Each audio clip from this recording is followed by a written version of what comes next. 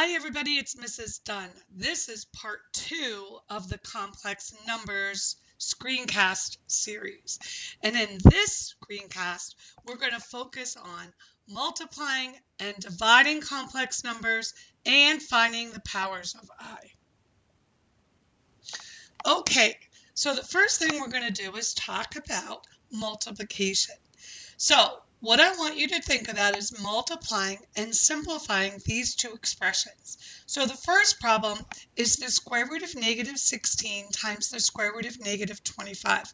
Now, what I worry about and what students do incorrectly is they want to multiply negative 16 and negative 25 together, and that is incorrect. Do not multiply those together. You have to think of these individually and find the square root of negative 16 and the square root of negative 25 separately. Now remember, the square root of negative 16 is 4i. The square root of negative 25 is 5i. So now we're going to multiply those two together. Now 4 times 5 is 20, but I times I is I squared. Now do you remember what is I squared equal to? Remember, I squared is equal to negative 1.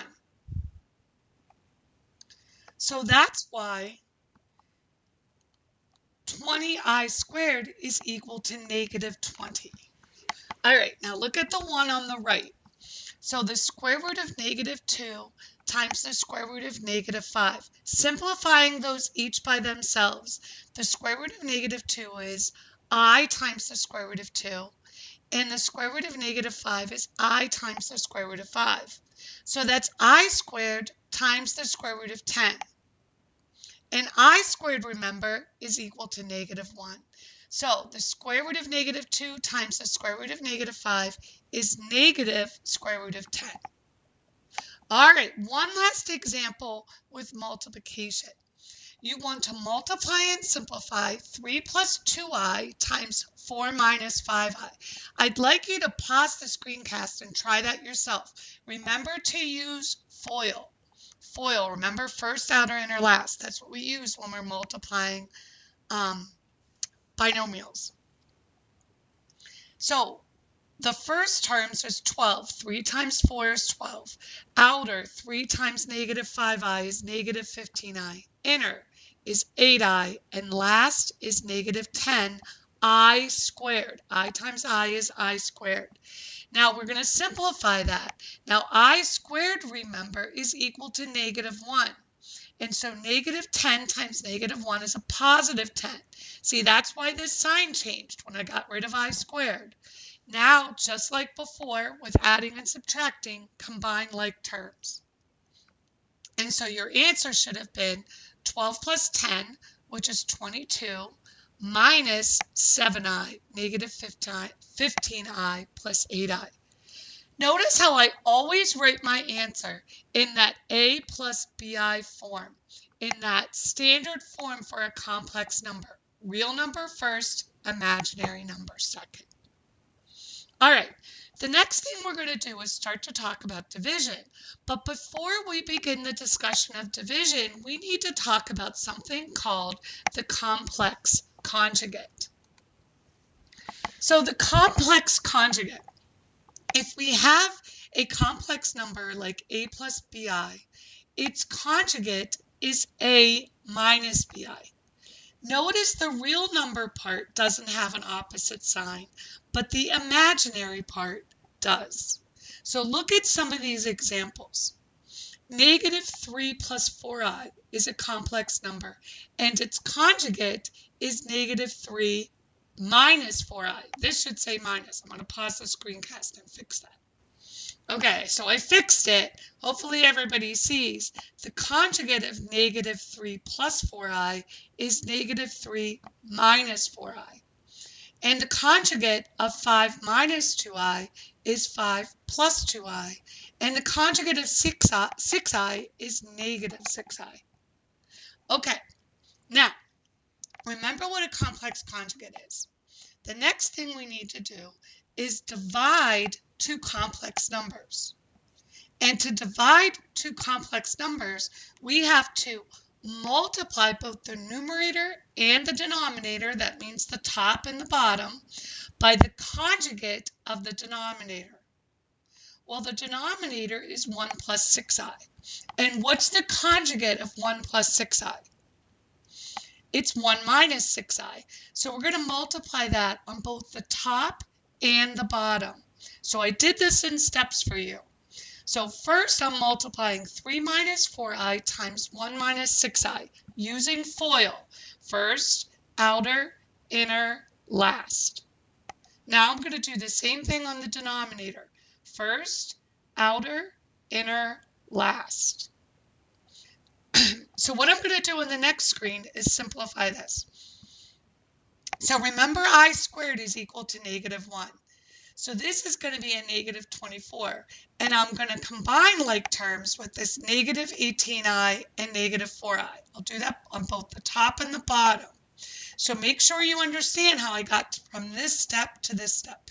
Combining like terms and multiplying 24 times -1 and -36 times -1. I've got one more simplifying to do. So when I simplify this, 3 minus 24 is -21, minus 22i, and 1 plus 36 is 37. Now remember, this is not in standard form. I've got to write this in standard form, a plus bi, which is -21 over 37, -21 over 37, minus 22 over 37 times I. And this is the final answer. Okay, good luck with those. The next thing we're going to do is talk about powers of I. So I want you to look at a pattern. So I want you to pause this screencast and see if you can notice a pattern happening in these powers of I, from I to the first all the way up to I to the 8th. Can you see how every fourth answer is the same? So it goes I, -1, -I, 1. I to the 5th is I to the 6th is -1, I to the 7th is I to the 8th is 1. See if you could figure out what I to the 9th, 10th, 11th, and 12th would be. And you should see this pattern keeps repeating. It's I, -1, -I, 1. Okay, so thinking about this pattern, can you make a prediction? What would I to the 20th be equal to? Well, it would be 1, 2, 3, 4, 5, 6, 7, 8, 9, 10, 11, 12, 13, 14, 15, 16, 17, 18, 19, 20. So I to the 20th is going to be exactly where I to the 4th would be, and it's going to be equal to 1. But there's an easier way to do this. So I to the 20th is equal to 1. But here's the thing. Every multiple of 4, so every power that's a multiple of 4, okay, like 20, like 4, like 8, like 12, like 16, like 20, all of those are going to be equal to 1. So if I take that power and I divide it by 4, I get a remainder of 0 in this instance. Why is the remainder 0? Because 20 is divisible by 4. Now, if the remainder is 0, that means that number is divisible by 4, which means I to that power is going to be equal to 1. The remainder tells you where you are. The remainder is either going to be 1, 2, 3, or 0.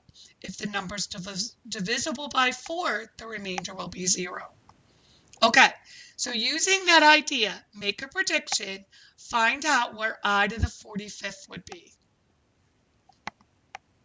So if you divide 45 by 4, always by 4, what I'm worried about is that remainder. And the remainder is 1.